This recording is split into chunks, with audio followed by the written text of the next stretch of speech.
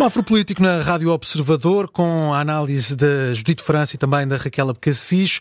Vamos começar, Judite, pelo Partido Socialista, que reuniu este fim de semana, no sábado, em Setúbal, uma reunião muito antecipada. Esperava-se que se começasse a definir aqui um perfil mais fechado de quem poderia ser o candidato presidencial a ser apoiado pelo Partido Socialista.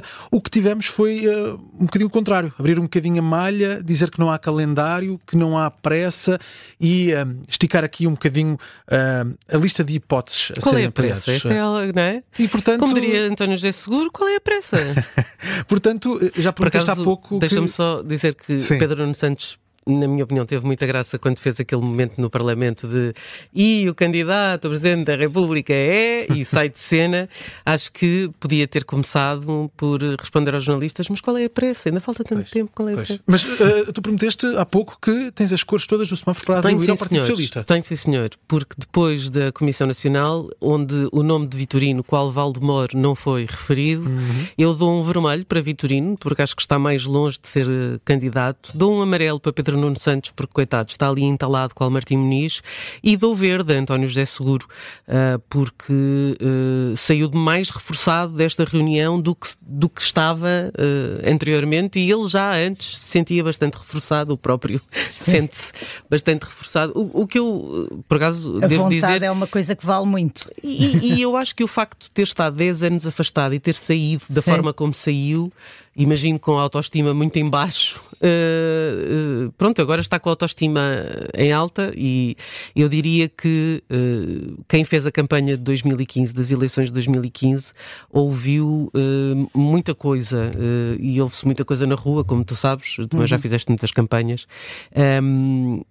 Quem fez a campanha de António Costa em 2015 ouviu coisas muito feias, nomeadamente de simpatizantes, nem militantes, pessoas que estavam na rua e que a coisa talvez mais agradável que lhe chamaram foi traidor. Exatamente porque aquela manobra para ganhar António José Seguro foi uma manobra que o próprio permitiu, não é? Ao fazer primárias daquela forma à americana, em que até os militantes, os simpatizantes votam, e se tivessem sido os militantes a votar, António Costa não tinha ganho, porque Seguro, enfim, era o secretário-geral do partido, fazia, como se costuma dizer, o roteiro da bifana, e, portanto, as estruturas locais estavam com António José Seguro. Aquilo que aconteceu foi, e eu conheço muita gente que votou em António Costa que nem sequer é militante. Sim, houve muitos pessoas, não militantes que se inscreveram. Que não têm de seguro a mesma opinião que tinham os militantes.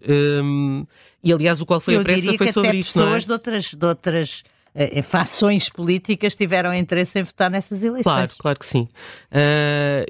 Bom, dito isto, e porque qual é a pressa até podia ser um slogan, eu decidi inventar um. Não resisti. Eu gosto muito de acrónimos, divertidos.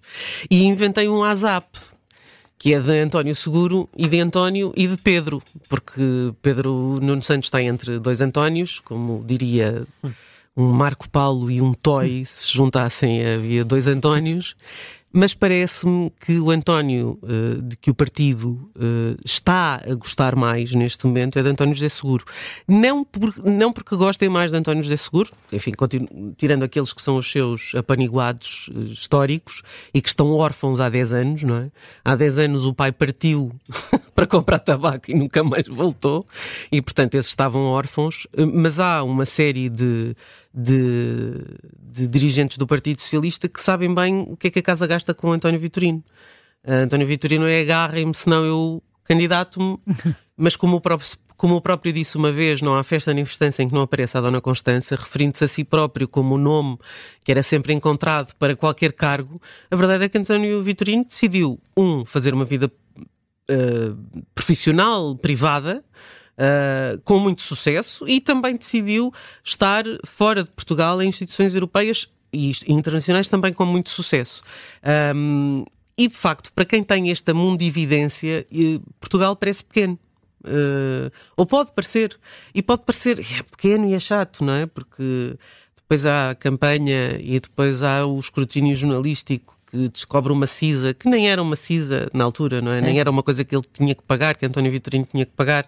Mas eu acho que António Vitorino até aproveitou, tenho aqui uma CISA, vou-me embora, porque aquele governo era um governo muito difícil, muito duro, de maioria relativa, etc. E claramente António Vitorino não está moldado para esse escrutínio rigoroso e apertado. Não está moldado político. No sentido de não lhe apetece. Sim, exatamente. Sendo que ainda não rejeitou liminarmente essa possibilidade, porque não é? É cedo. Qual é a pressa? Pressa. Não é? É cedo para rejeitar liminarmente, mas também começa a ser tarde para se pôr completamente de fora. E António José Seguro começa a ser tarde para avançar? Já é tarde para avançar? Não, pelo menos para manifestar, para ter uma manifestação de interesse, nem que seja particular com a direção do partido. Quer dizer, eu acho que os socialistas que entretanto aparecem nas televisões, comentam aqui na rádio, merecem saber um bocadinho mais do que sabem até agora, porque olhando à volta já toda a gente tem candidato. Quer dizer, não tem o PC e o Bloco, não tem candidato, mas aí é fácil de saber que vai ser um candidato do PC e do Bloco, não é? Dizias que Vitorino teve uma vida muito por fora do país, mas António José Seguro também teve quase uma década de anos sabáticos. Mas esse ano sabático de António José Seguro só lhe fica bem. Não andou por aí a infernizar o novo líder. Para ele, nessa luta interna? Tu podes dizer que se tiveres 20 anos não conheces António José Seguro. É um facto. Mas se tiveres 30, lembras-te de António José Seguro. Se tiveres 40, 50, 60, 70, lembras-te que era o líder da oposição.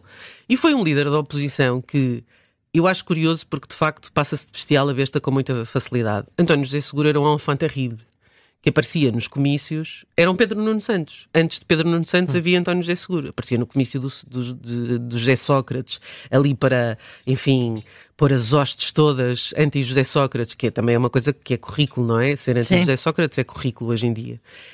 E depois passou a ser um líder considerado, como dizer, brando, suave. Estava-me a ocorrer uma expressão, mas por cerimónia não disse. mais feiosa. No fundo, um líder fraco. Considerado um líder fraco. Eu acho que foi o líder que as circunstâncias também lhe permitiram naquele tempo. Foi o líder no tempo da Troika, exatamente. Era mais fácil ser líder agora, ser líder em 2015. Tinha a herança do pedido de assistência financeira. Exato. E na altura tinha um partido, tinha uma maioria absoluta no Parlamento que mostrava a evidência, para quem quisesse acreditar ou ver ou lhe apetecesse acreditar, que estava a fazer tudo aquilo que podia fazer. E na altura ouvia todos os dias: a culpa é vossa, a Troika está aqui por vossa causa. E portanto António José Seguro estava numa posição difícil e acho que não teve arte para sair dessa posição. Foi posta numa posição difícil e não teve arte para sair. Agora é diferente, não é? Foram 10 anos fora, é a prova provada de que um político pode trabalhar noutra área, fazer currículo, empresas, etc. Ainda por cima é um currículo bonito, não é? Agricultor por um lado, quer dizer, professor universitário por outro, teve outros negócios, azeite, quer dizer, é uma coisa que fica bem, não é? Tem vida para além da política. Tem vida, esteve ali nas Caldas de Rainha, não vinha aqui, amadureceu. Não vinha aqui aos como é que se diz, aquelas reuniões e há aqueles jantares conspirativos no pub, aquelas coisas, não é? Que a gente sabe que não teve esse desgaste nem quis. E eu acho que isso não deve ser fácil. Agora, olha, pensando humanamente, uma pessoa que fazia política todos os dias há 20 anos, desaparecer por isso simplesmente da política. Não deve ser fácil. Imagino que do ponto de vista... Agora voltou, mas volta com um cadastro limpo. E aquela suavidade de líder da oposição que era tão criticável pode ser boa em Belém. Talvez as pessoas precisem de suavidade e calma em Belém depois de Marcelo Rebelo de Sousa, que é muito intenso. Portanto, é isto. Eu acho que António José Seguro saiu melhor, e António Vitorino saiu pior. Então, é verde para Seguro, é vermelho para Vitorino e é um amarelo para Pedro Nuno Santos, que eu continuo a achar que não tem responsabilidade nenhuma nisto. Acho que é ele e as suas circunstâncias. Eu sei que toda a gente acha que ele é culpado. Eu não acho. Acho que é ele e as suas circunstâncias. E não lhe facilitaram nessas circunstâncias. E ainda agora querem falar em Sampaio da Nova. Pedro Nuno Santos está a passar agora pelo que António José Seguro passou à sua época, enfim, com contextos diferentes, mas ser líder da oposição não é fácil e sobretudo não é fácil dentro dos próprios partidos, mais do que líderes da oposição que estragaram as eleições presidenciais. Sócrates é o melhor caso, não é? Sócrates convenceu Mário Soares de que o povo ainda ia votar nele, e foi por isso que Mário Soares avançou. E depois eu fiz essa campanha e percebeu-se na rua que o povo já não queria votar em Mário Soares. Sim. Mário Soares não sabia disso, também estava fora há não sei quanto tempo, não é? E António José Seguro foi culpado disso. Guterres não conseguiu inquinar Sócrates. Guterres não conseguiu inquinar a candidatura de Sampaio, porque Sampaio em fevereiro disse vou ser candidato, com um ano de avanço. E António Guterres queria outro candidato, viu-se na circunstância de... Portanto, ao contrário dos outros secretários-gerais, este não está a tentar arruinar as eleições presidenciais. E, portanto, acho que está, de facto, com algum azar. A Raquel Abcacis traz este semáforo político, o Congresso das Direitas Patriotas em Madrid este fim de semana. É porque nós podemos ter a tentação de olhar para estes encontros como uma coisa original e ali um clube de amigos que está ali no seu cantinho a festejar-se mutuamente, mas eu olhando para aquele friso que vimos este fim de semana em Madrid, fiquei pensativa sobre o que é que nós estamos a perceber sobre aquilo que se está a passar e para onde é que nos dirigimos. Porque nós temos a Ventura, que é neste momento o terceiro partido em Portugal, que apesar, enfim, vamos ver agora o que é que estes casos, que impacto tiveram no eleitorado do Chega, mas as sondagens continuam a mostrar que não houve ali uma circunstância particular há um ano atrás e que o Chega tende a valer mesmo aqueles 18% que teve nas eleições. Temos a Abascal, que já teve altos e baixos, mas que está outra vez numa fase, quanto mais o governo de esquerda em Espanha se deteriora, mais a Abascal vai recolhendo simpatias. Depois temos um primeiro-ministro, Viktor Orbán, da Hungria. Temos Marine Le Pen, que daqui a poucos meses, com quase uma certeza, não se pode dizer absoluta, porque em política nada é seguro, mas eu acho que é desta vez que Marine Le Pen consegue ser eleita presidente da República Francesa e que tem neste momento um peso no Parlamento francês determinante. Temos um senhor holandês, Geert Wilders, que faz parte, é o partido dominante da coligação de governo na Holanda. Temos Giorgia Meloni, que é a primeira-ministra italiana. Temos o senhor, que não sei se estava lá, Herbert Kickl, que é o dirigente da FPO austríaca e que está neste momento a negociar com o Partido Popular, com os populares austríacos, a formação de um governo. E, portanto, de repente, a pouco e pouco vemos que estes partidos estão a tomar o poder em quase todos os países europeus e que agora se juntam com um suplemento estimulante, que é a vitória de Donald Trump nos Estados Unidos, a sua aparição constante, a sua máxima do Make America Great Again agora é Make Europe Great Again. O grande patrocinador daquele encontro chama-se Elon Musk.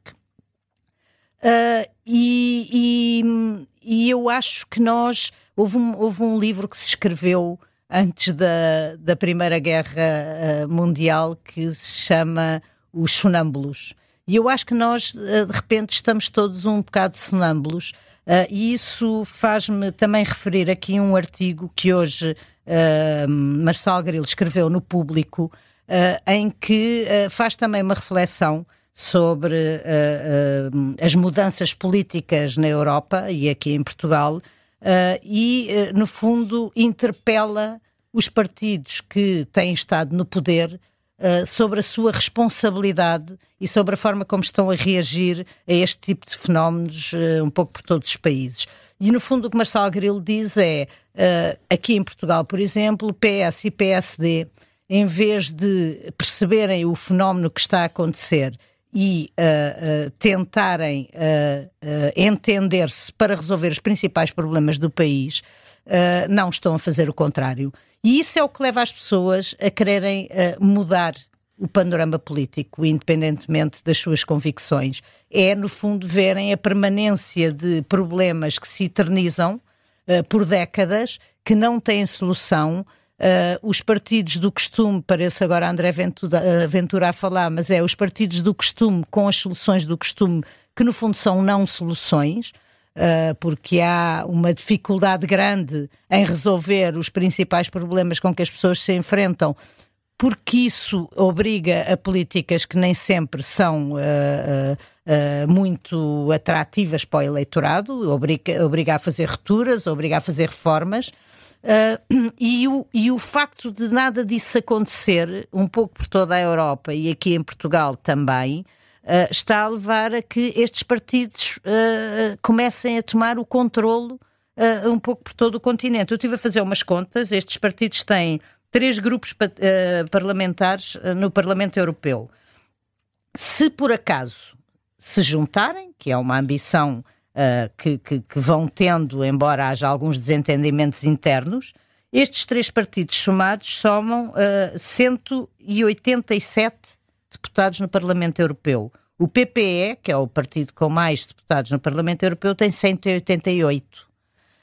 E, portanto, isto dá-nos uma noção daquilo que está a acontecer, que não bate certo com um discurso dominante que parece não querer ver esta realidade e não perceber porque é que isto está a acontecer. E daí eu me ter lembrado do tal título dos sonâmbulos, porque nós parecemos sonâmbulos a olhar para as nossas políticas nacionais, aqui estou a falar de toda a Europa, mas em particular aqui também de Portugal, como se tudo estivesse na mesma, quando as pessoas estão absolutamente cansadas de não verem soluções de facto para os problemas e por isso vão atrás de quem lhes vende soluções rápidas e fáceis. E, portanto, para não me alongar muito mais, eu dou aqui um sinal amarelo aos partidos aqui em Portugal, em particular a PS e PSD, para que percebam aquilo que está a acontecer e não acordem quando for tarde demais. Para evitarem essa situação de sonambulismo, Raquel Abcacis, a fechar este semáforo político, amanhã temos nova edição.